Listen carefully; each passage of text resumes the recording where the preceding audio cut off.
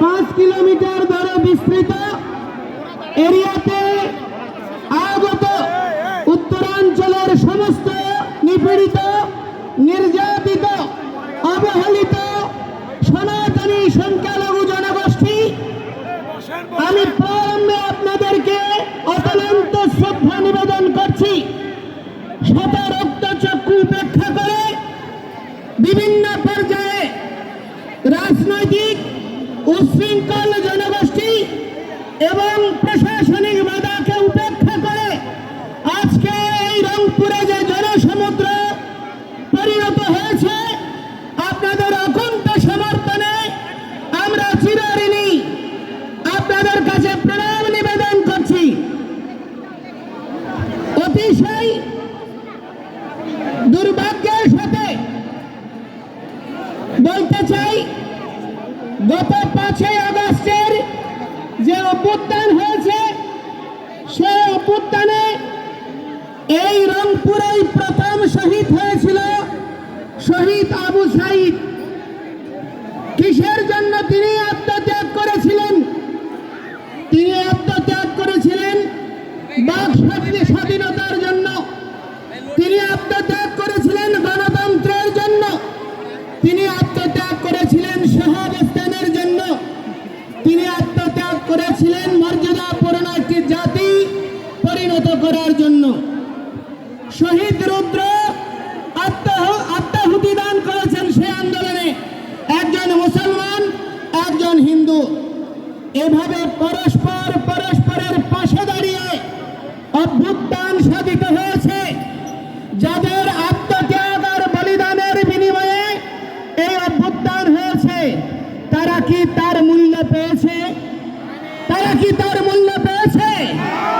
আজকে দেখুন, net slow করে দেওয়া হয়েছে, প্রতিটি জায়গায় সমাবেশে নেট স্লো করে দেওয়া হচ্ছে। আজকে যিনি তথ্যমন্ত্রী, তিনি দায়িত্ব নিয়েছিলেন গত সরকারের, এই তথ্যমন্ত্রী আপনার পলক, তিনি নেট স্লো করে দিয়েছেন এই অভিযোগে তার অবস্থানের পরিবর্তন সাধন করার জন্য। কিন্তু অতিশয় দুর্ভাগ্যের বিষয়, কি পরিবর্তন দেখছি যে আগের চেয়েও একই রকম অবস্থা, কোনো পরিবর্তন হয়নি। এই অবস্থা শহীদ আবু সাইদ, শহীদ রুদ্র, শহীদ মুক্ত সহ নিপীড়িত যেই সমস্ত আত্মাহুতি দানকারী শহীদ, যারা এই পরিবর্তনের জন্য জীবন দিয়েছে, তাদের রক্তের সঙ্গে বেঈমানি। এই অবস্থা আমরা মেনে নিতে পারি না। আজকে 1971 সালে দেশ স্বাধীন হয়েছে, 30 লক্ষ শহীদ হয়েছে। যশোর যে মুক্তিযুদ্ধ জাদুঘর রয়েছে খুলনাতে, তার তত্ত্বাবধানে 40 খণ্ড বই প্রকাশিত হয়েছে। সেই 40 খণ্ড বই এবং বাকি যে সার্ভে হয়েছে 24টি জেলায়, 64 জেলায় 30 লক্ষ শহীদের 2/3 হচ্ছে হিন্দুরা। 1 কোটি শরণার্থী হয়েছে। এটা আমার পরিসংখ্যান নয়, জাতিসংঘ সহ অক্সফাম থেকে শুরু করে যতগুলো আন্তর্জাতিক সংস্থার পরিসংখ্যান, সেই পরিসংখ্যান বলে যে সেই 1 কোটি শরণার্থীর মধ্যে 70% হচ্ছে হিন্দুরা, যাদের বাড়িঘর ধ্বংস হয়েছে, লুটপাট হয়েছে, নির্যাতিত হয়েছে। অথচ স্বাধীনতার 53 বছর পরেও বাঙালি জনগোষ্ঠীর এই বৃহৎ অংশ শুধু ধর্মীয় পরিচয়ের কারণে তার প্রাপ্ত মর্যাদা পায়নি। বাংলাদেশের স্বাধীনতার পরে আমরা বিগত সরকারকে দেখেছি, আমরা ইতিহাসকে অবমূল্যায়ন পছন্দ করি না। স্বাধীন বাংলাদেশের যার দ্বারা স্বাধীনতা এসেছিল, সেই শেখ মুজিবুর রহমান, ওনাকে শুধুমাত্র একক সম্মান প্রদর্শন করার জন্য প্রচেষ্টা করে শহীদ তাজউদ্দিন আপনার 4 জাতীয় নেতা মাওলানা ভাসানী এবং মনোরঞ্জন ধর, কমরেড মণি সিং থেকে শুরু করে অনেক অগণিত কৃতি ব্যক্তির মূল্যায়ন হয় নাই এবং সেই ধারাবাহিকতা আজ পর্যন্ত বলবৎ রয়েছে। যেই সমস্ত 9 জন শহীদ হয়েছে তাদের নামে স্মৃতি ফাউন্ডেশন বলেন, সরকার বলেন, আজ পর্যন্ত কোনো দৃষ্টান্তমূলক পদক্ষেপ গ্রহণ করে নাই। এবং অতিশয় দুর্ভাগ্যের বিষয় যে এই দেশে স্বাধীনতা যুদ্ধে প্রথম শহীদ হয়েছে, যেই শহীদকে বীর শ্রেষ্ঠ বলে ঘোষণা করা হয়েছিল, সেই বীর শ্রেষ্ঠটি হচ্ছে দাস পার্টির প্রতিষ্ঠাতা জগৎজ্যোতি দাস, যাকে তৎকালীন আপনার প্রবাসী সরকার গেজেট প্রকাশ করেছে। আকাশবাণী, স্বাধীন বাংলা বেতার কেন্দ্র থেকে শুরু করে প্রতিটি সংবাদ মাধ্যম থেকে প্রথম বীর শ্রেষ্ঠ হিসেবে স্বীকৃতি দেওয়া হয়েছে। কিন্তু দেখা গেল কি 72-এ এসে সরকার গঠন হওয়ার পরে শুধু হিন্দু অজুহাতে তাকে স্বীকৃতি দিতে হবে বলে কোন সেনাবাহিনী ছাড়া অন্য কোন সেক্টরের কাউকে আর বীর শ্রেষ্ঠ খেতাব দেওয়া হয়নি এবং সেই জগৎজ্যোতি দাসের বীর শ্রেষ্ঠ খেতাব কেড়ে নেওয়া হয়েছে শুধুমাত্র হিন্দু হওয়ার অপরাধে। আজকে বাংলাদেশে যে নির্যাতন নিপীড়ন হচ্ছে 5ই আগস্টের পরে এবং বিগত 53 বছর ধরে প্রতিটি সরকার যখন বিশ্ব মিডিয়া, বিশ্ব বিবেক চিৎকার করে বাংলাদেশের মানুষ সোচ্চার হয়, বাংলাদেশের সংখ্যাগরিষ্ঠ জনগোষ্ঠী অসাম্প্রদায়িক, এই অসাম্প্রদায়িক জনগোষ্ঠীর মাঝে বিভিন্ন গণতান্ত্রিক রাজনৈতিক দলগুলির মাঝে ঘাপটি মেরে থাকা যেই সমস্ত উগ্রবাদীরা লুকিয়ে আছে তাদেরকে চিহ্নিত করার সুযোগ থাকার পরেও, তাদের দ্বারা নিপীড়ন নির্যাতন অবর্ণনীয়ভাবে হওয়ার পরেও দৃশ্যমান কোনো পদক্ষেপ কোনো সরকারই গ্রহণ করেনি। শুধুমাত্র হিন্দু জনগোষ্ঠী, সনাতনী জনগোষ্ঠী নিপীড়িত হওয়ার কারণে আজকে সদস্য ছাত্র সচিবালয়ে ঢুকে যদি পরীক্ষার আপনার পরিবর্তন হয়ে যায়, পরীক্ষাবিহীন পাশ হয়ে যায়, বিগত 5ই আগস্টের পরে সরকার পরিবর্তনের পরে যেখানে আন্দোলন হয়েছে সেখানেই স্বীকৃতি মিলেছে, পরিবর্তন এসেছে। কিন্তু আজকে 3 মাস হয়ে যাচ্ছে, দৃশ্যমান কোনো অগ্রগতি তো নাই, বরঞ্চ প্রতিটি জায়গায় হিন্দু বাড়ি ঘরে এখনো লুটপাট, অগ্নিসংযোগ চলছে, এখনো চাঁদাবাজি চলছে, এখনো চাকরির ছুটি চলছে। আপনার এই রংপুরে গত 1 সপ্তাহের মধ্যেও চাকরির ছুটি হয়েছে প্রশাসনের উপস্থিতিতেই। অতিশয় দুর্ভাগ্যের বিষয়, এই অবস্থা অপরিবর্তিতভাবে চলতে আছে। তার কারণটা কি? তার কারণটা হচ্ছে এই উগ্রবাদী গোষ্ঠীর মধ্যে সঙ্গে সরকারের একটি অংশ, রাজনৈতিক একটি অংশ এবং এই উগ্রবাদী গোষ্ঠী সম্মিলিতভাবে এই বাংলাদেশ থেকে সনাতনী সংখ্যালঘু জনগোষ্ঠীকে উচ্ছেদ করার প্রচেষ্টা চালাচ্ছে। আমরা এই ভূমির ভূমিপুত্র, কোন অবস্থায় এই স্থান থেকে আমাদেরকে ছিঁড়ে ফেলা যাবে না। আমরা মুঘল নই, আমরা ওলন্দাজ নই, আমরা ফরাসি নই, আমরা ব্রিটিশ নই, আমরা উড়ে আসিনি। আমরা এই বঙ্গ, যিনি প্রহ্লাদ মহারাজের পৌত্র, যিনি বলি মহারাজের পুত্র, সেই বঙ্গ মহারাজ বঙ্গের নামানুসারে যেই বঙ্গভূমি, আমরা তার উত্তরাধিকার। আমাদের এই এখানে প্রথম অধিকার রয়েছে। আমাদের অধিকারকে অস্বীকার করার কোন প্রচেষ্টা সনাতনীরা আর মেনে নেবে না। বহু নিপীড়ন হয়েছে, বহু নির্যাতন হয়েছে, সনাতনীদেরকে বিভক্ত করে রেখা হয়েছে। হয় আওয়ামী লীগ, নাই বিএনপি, নাই জাতীয় পার্টি, বিভিন্ন দলীয় তকমায় বিভক্ত করে রাখা হয়েছে। আজকে সেই সমস্ত দালালদেরকে আমরা সাবধান করে দিতে চাই। ঐক্যের সুবাতাস বয়ে বেড়াচ্ছে। এখানে কেউ বিভক্ত করতে চাইলে সে যেই হোক তাকে আমরা ছুঁড়ে ফেলবো। বিভক্তকারীকে আর স্থান দেব না। আপনারা স্থান দেবেন? কোন অবস্থায় আমরা বিভক্ত হব না। ঐক্য পরিষদ, পূজা পরিষদ, জন্মাষ্টমী পরিষদ, বিদ্যার্থী, ইসকন, জাগো হিন্দু মহাজোট, যত সংগঠন রয়েছে সব সংগঠন একীভূত হয়ে আজকে সম্মিলিত সাংগঠনিক জাগরণ জোট হয়েছে।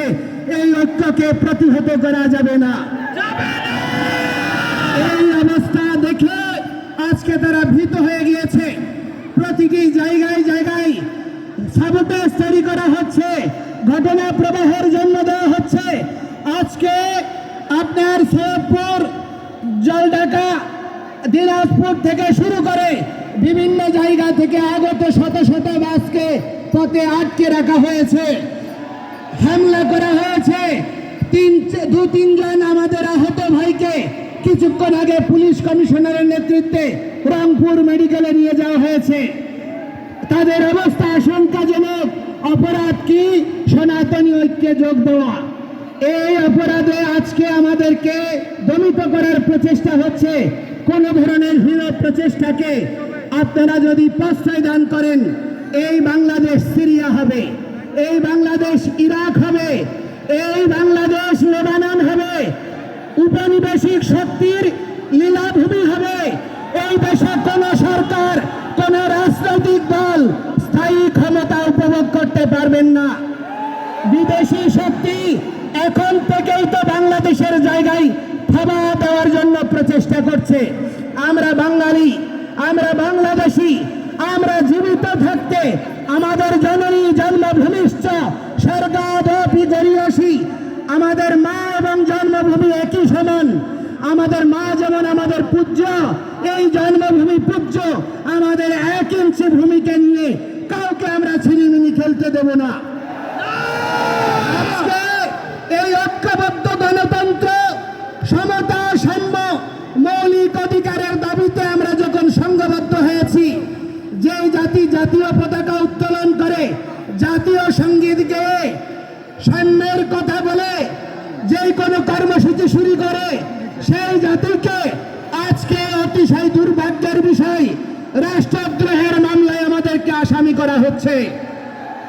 অথচ যারা এই জাতীয় পতাকায় চাপতারা লাগিয়েছে, জাতীয় পতাকা ছুঁড়ে ফেলেছে, জাতীয় পতাকা পদদলিত করেছে, জাতীয় পতাকা আর জাতীয় সঙ্গীত পরিবর্তন করতে চেয়েছে, এই সরকার প্রশাসন তাদের বিরুদ্ধে একটি পদক্ষেপ গ্রহণ করেনি। এই অবস্থা প্রমাণ করে পক্ষপাত দুষ্ট সরকার। এই সরকার মৌলিক গণতন্ত্রে, সাম্য, সমতায় বিশ্বাস যদি করেন, সকলের প্রতি সমান পদক্ষেপ গ্রহণ করুন। আজকে আমরা যখন কর্মসূচি করতে গিয়েছি, জেলা স্কুল থেকে এখানে আমাদেরকে ট্রান্সফার করা হয়েছে, আমাদেরকে হোটেল ছাড়তে বাধ্য করা হয়েছে পুলিশ সুপারের নির্দেশে। আমি বলতে চাই, আজকে ডিসি মহোদয় বলছে রংপুরের লোক না হলে নাকি কথা বলা যাবে না। আরে ভাই, তুমি আমার টাকায়, আমার ট্যাক্সে তুমি চাকরি করছো।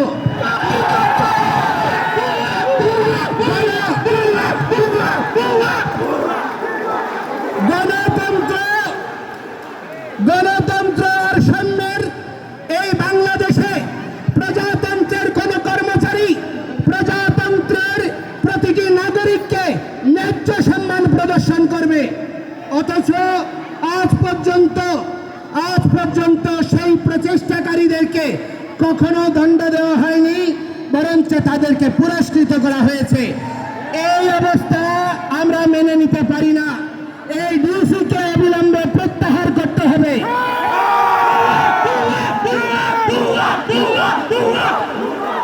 আমি বলতে চাই, আমি এই বৃহত্তর রংপুরের সেনাবাহিনীকে আমি কৃতজ্ঞতা জানাই, ধন্যবাদ জানাই। যেখানে যেখানে প্রতিবন্ধকতা হয়েছে তারা তৎক্ষণাৎ ব্যবস্থা নিয়েছে এবং তাদের ব্যবহার ছিল অত্যন্ত মার্জিত এবং সৌহার্দ্যপূর্ণ। অথচ আমরা সেনাবাহিনীর কাছে দাবি করব, সেনাবাহিনী বা প্রশাসনের যে একটি ক্ষুদ্র অংশ চট্টগ্রামে হাজারীগালির ঘটনায় অনেক নিরীহ হিন্দুদেরকে নির্যাতন নিপীড়ন করেছে, বিচার বিভাগীয় তদন্তের দ্বারা তাদের শাস্তি নিশ্চিত করে, যারা প্রকৃত অপরাধী তাদেরকে চিহ্নিত করে সেই সমস্ত ব্যবস্থার স্থায়ী নিরসন করার। আজকে এইখানে রংপুরে সমাবেশ হচ্ছে, এখানেও সাবোটেজ তৈরি করে হিন্দুদেরকে আক্রান্ত করার প্রচেষ্টা হতে পারে। আপনারা সকলে সাবধান থাকবেন। আমি আপনাদেরকে বলতে চাই, আমরা কোনো প্রহসন মেনে নেব না। আমাদেরকে জেলে নেবেন, 3 কোটি হিন্দু জেলে যাওয়ার জন্য প্রস্তুত আছে। জেলখানা তৈরি করুন, কত বড় জেলখানা হতে পারে যে জেলখানায় 3 কোটি জনসাধারণকে ধারণ করবেন। আমরা আর ভয় পাই না।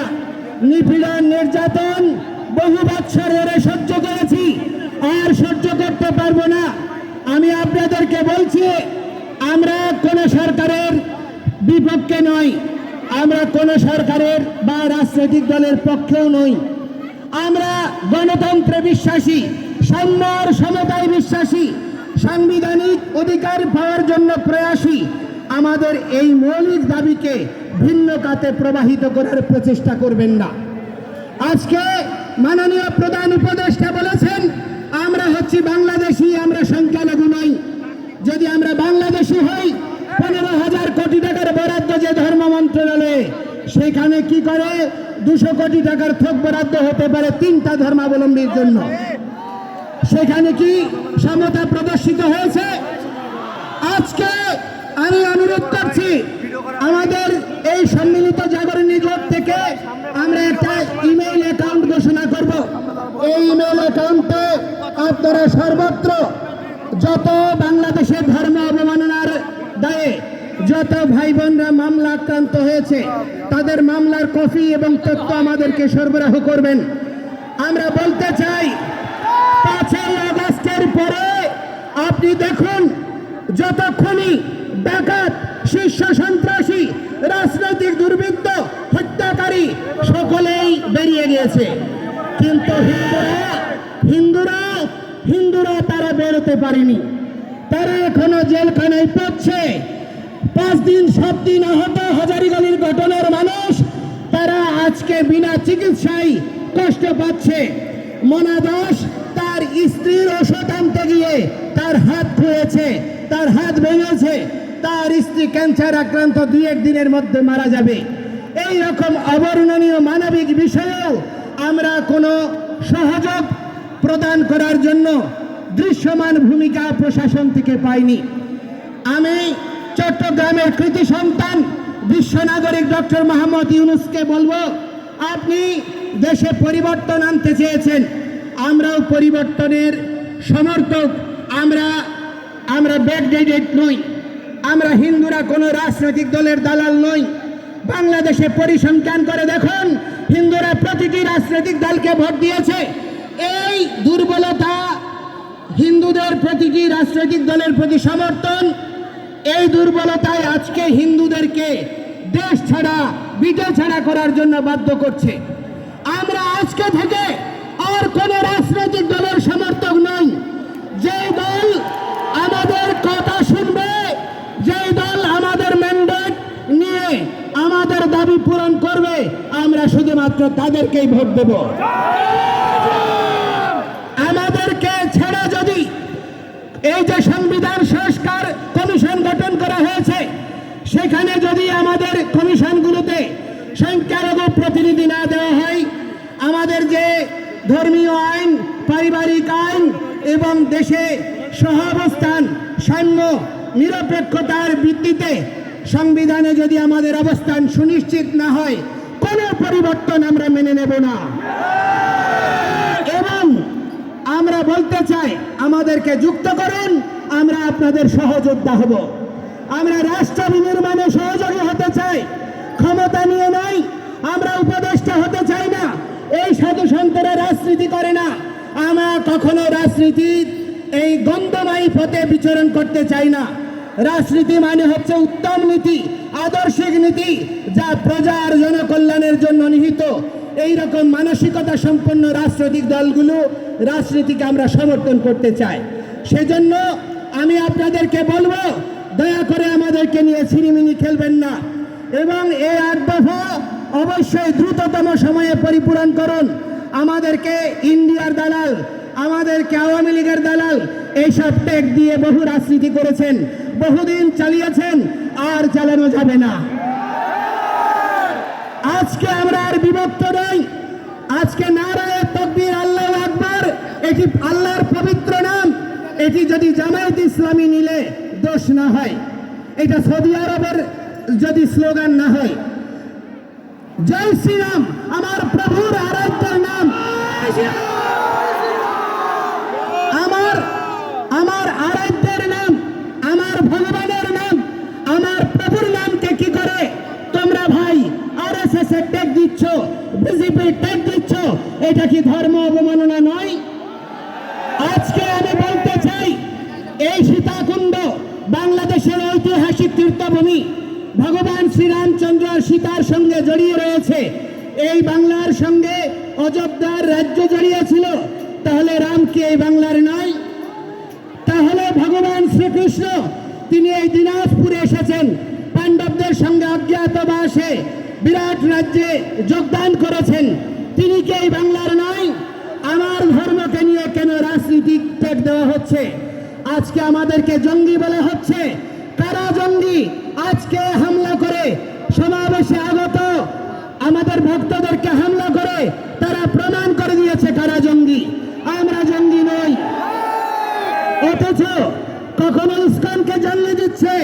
আরে ভাই, যেই দেশ জঙ্গি দমনের সারা পৃথিবীতে নেতৃত্ব দিচ্ছে, যেই দেশ এখনো তাদের সঙ্গে জঙ্গি দমনে সহায়ক চুক্তি করে আজকে তাদের সঙ্গে কাজ করছো, যদি জঙ্গি হয় সেই ইসকনের ভক্ত কি করে আমেরিকায় গোয়েন্দা বিভাগের প্রধানের দায়িত্ব নেয়?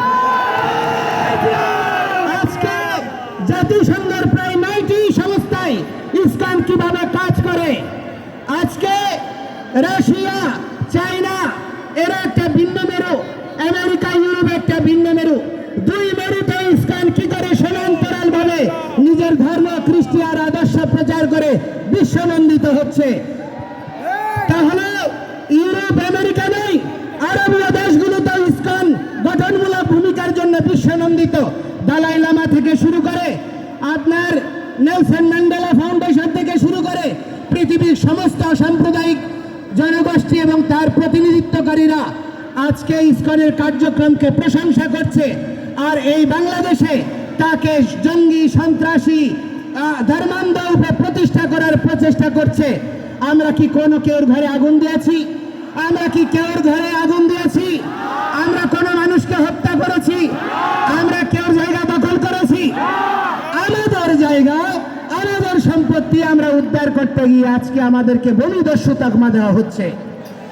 বাংলাদেশ সরকার অর্পিত সম্পত্তির নামে আপনার কর খ করে অধিকাংশ সম্পত্তি স্থায়ী খাস করে নিয়েছে।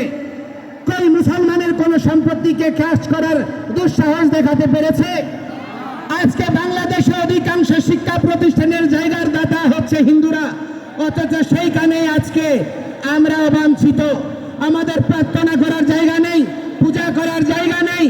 আজকে যেন আমরা অপরাধী, জেলখানায় যেভাবে বন্দি গেরাটপের মধ্যে কয়েদিরা থাকে, ঠিক তদনুরূপ ভাবে আমাদের দেশে কারাগারের মধ্যে যেমন কয়েদি থাকে, সেইভাবে আমরা ওই পাহাড়ের ঘেরাটপে পূজা করছি, পাহাড়ের ঘেরাটপে জীবনযাপন করছি। এই রকম আমরা অনিশ্চিত ভবিষ্যৎ চাই না। আমরা বাংলাদেশের বৃহৎ জনগোষ্ঠীর সঙ্গে একই সাথে অবস্থান করতে চাই, একসাথে চলতে চাই, একটি আদর্শিক বাংলাদেশ বিনির্মাণ করতে চাই। এই প্রচেষ্টাকে দুর্বলতা মনে করবেন না। আমি আপনাদের বক্তব্য দীর্ঘায়িত করব না। আমি আপনাদেরকে বলতে চাই, সারা পৃথিবীতে আজকে দেখা যাচ্ছে যে মানুষ মানবিকতার কথা বলছে, সারা পৃথিবীতে অসাম্প্রদায়িকতার কথা বলছে, ধর্ম নিরপেক্ষতার কথা বলছে। কিন্তু অতিশয় দুর্ভাগ্যের বিষয়, আমার বাংলাদেশে রাষ্ট্র ধর্ম ইসলাম করতে চায়, একটা ধর্মীয় রাষ্ট্র বানাতে চায়, কিন্তু অন্য দেশে আপনার কি করতে চায়, ধর্ম নিরপেক্ষ রাষ্ট্র চায়। এইরকম দ্বিচারিতা আমরা সহ্য করতে পারি না। রাষ্ট্রের 4টা মূলনীতি অক্ষুণ্ণ রেখে আমাদের সহাবস্থান সুনিশ্চিত করে যদি আপনারা এগিয়ে না যান, তাহলে এই রাষ্ট্র বিভক্ত হতেই থাকবে। আমি অনুরোধ করব, বাংলাদেশের স্বাধীনতাত্তর সময় থেকে এবং স্বাধীনতার পূর্ববর্তী হোসেন শহীদ সোহরাওয়ার্দী, মাওলানা ভাসানী, শেরেবাংলাকে ফজলুল হক, শেখ মুজিবুর রহমান, জিয়াউর রহমান থেকে শুরু করে সমস্ত ইতিহাস বীরদেরকে যথাযোগ্য মর্যাদা প্রদান করে একটি সংঘবদ্ধ এবং সুশৃঙ্খলায়িত ইতিহাসের দ্বারা একটা জাতি রাষ্ট্র বিনির্মাণ আবশ্যক। এই বিষয়ে আপনাদের সকলকে ভূমিকা রাখতে হবে। আজকে মিডিয়ার এখানে সাবলীল উপস্থিতি আমাদেরকে অনুপ্রাণিত করছে, এই জন্য আপনাদেরকে ধন্যবাদ জানাই।